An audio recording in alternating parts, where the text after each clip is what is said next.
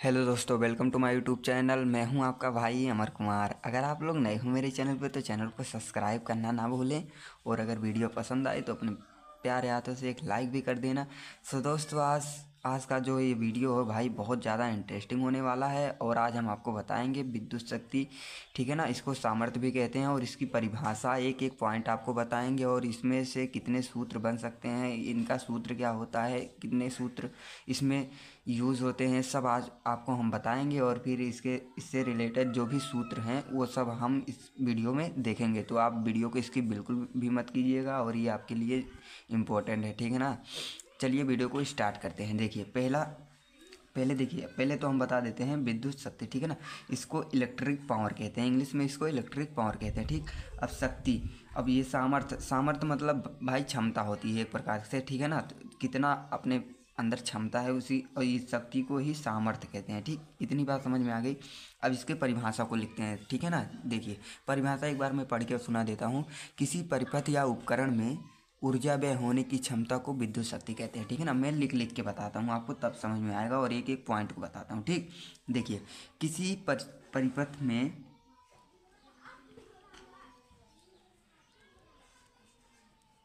किसी परिपथ किसी परिपथ में, ठीक, या किसी विद्युत उपकरण में, ठीक है ना, किसी परिपथ में या उपकरण उपकरण में, ठीक, ऊर्जा व्यय होने की क्षमता, ठीक है ना। ऊर्जा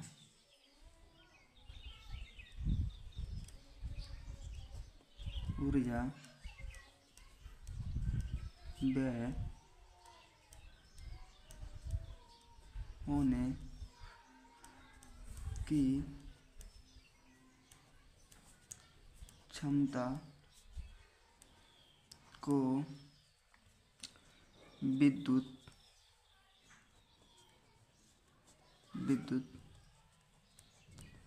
शक्ति अथवा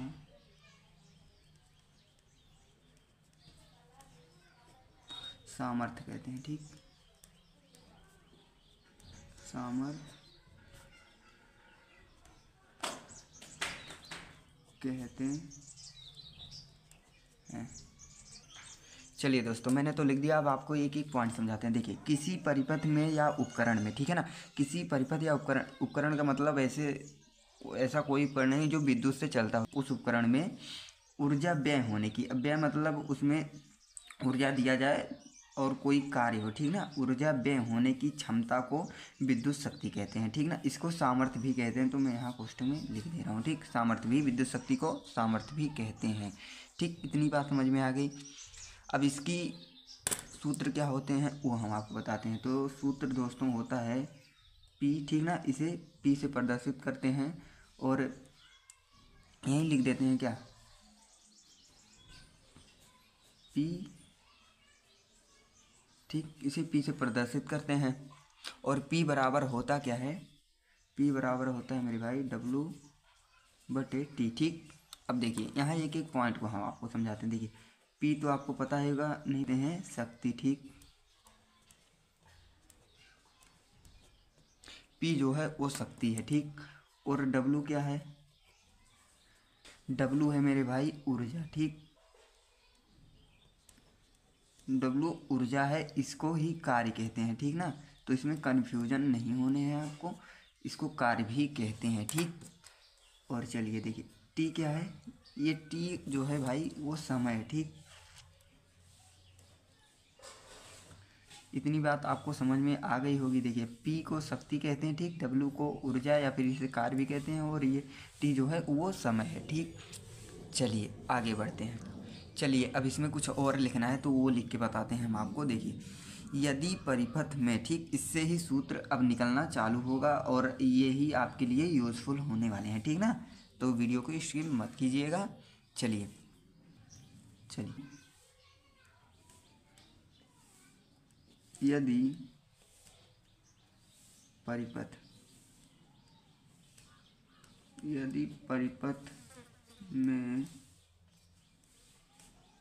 लगा प्रतिरोध, ठीक,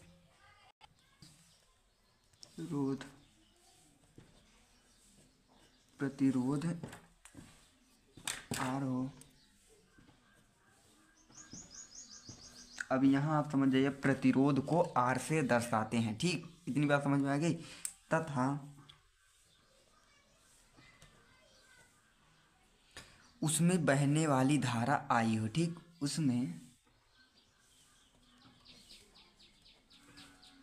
उसमें बहने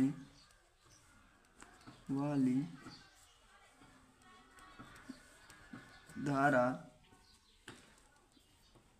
I हो, ठीक, ये धारा को I से प्रदर्शित करते हैं। चलिए, इतनी बात समझ में आ गई। अब देखिए, I हो और परिपथ में उत्पन्न विभवांतर, ठीक है ना, और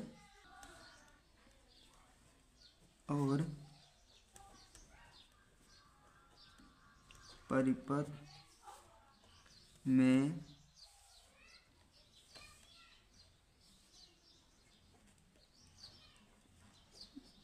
उत्पन्न विभवांतर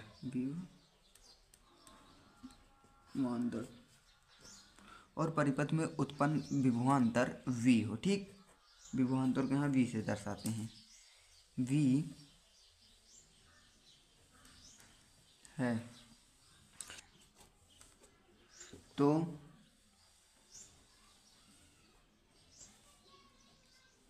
परिपथ में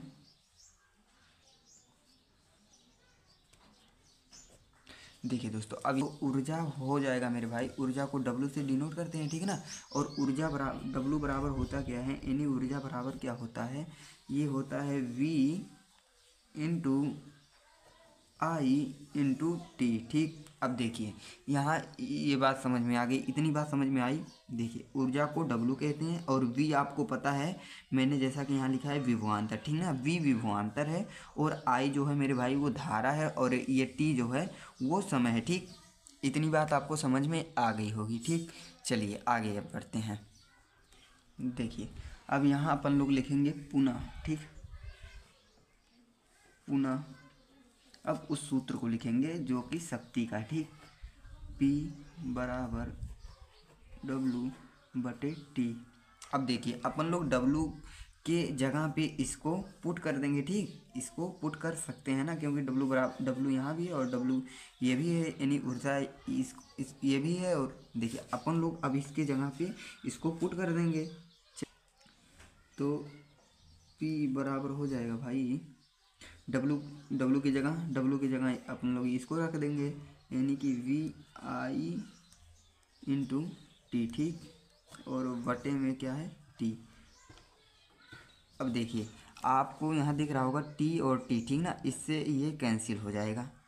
इतनी बात समझ में आई। तो बचा क्या भाई, तो बचा, यहाँ लिखते हैं, तो बचा P बराबर V इंटू I, ठीक, V इंटू I। और भी फॉर्मूले निकलेंगे, जैसे कि देखिए,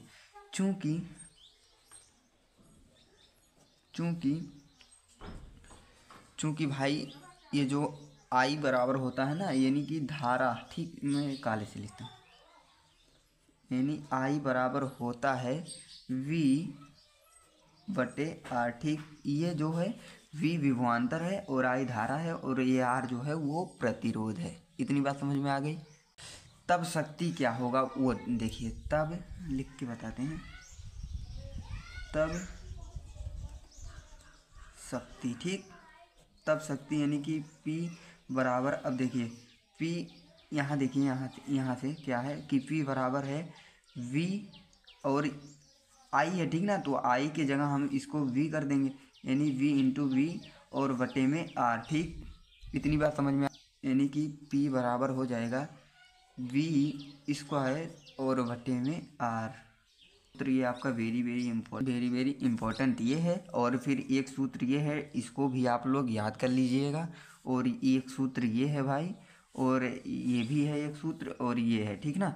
ये 3 4 5 सूत्र जो है भाई बहुत ज़्यादा आपको मतलब शक्ति में इन्हीं का रोल, जो भी न्यूमेरिकल इसी पे आधारित होके आते हैं और सारे न्यूमेरिकल इन्हीं सूत्रों पे लगते हैं, ठीक है ना। तो आप याद तैयार कर लीजिएगा, और आपको सही से स्क्रीनशॉट मारनी हो तो देख लीजिए। देखिए हाँ चलिए, यहाँ तक तो कर लीजिएगा, उसके बाद मैं यहाँ से कर देता हूँ।